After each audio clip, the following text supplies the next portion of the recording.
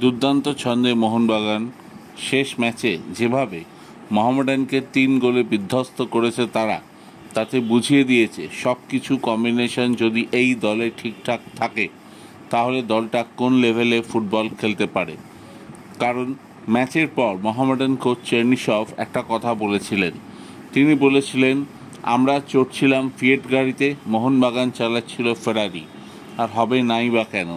মোহনবাগান দলের যা ওজন সেটা হওয়াটাই স্বাভাবিক।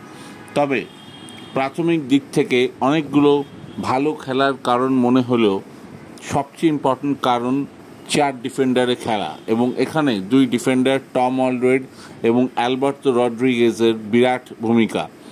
এই স্প্যানিশ এবং অস্ট্রেলিয়ান ডিফেন্ডার যেভাবে খেলছেন, যেভাবে গ্রাউন্ড কভার করছেন, একে অপরকে সাহায্য করছেন, সেটা ইনক্রেডিবল। পাশাপাশি সুভাশিস দুর্দান্ত এবং ডান দিকে আশিসও দুর্ধর্ষ।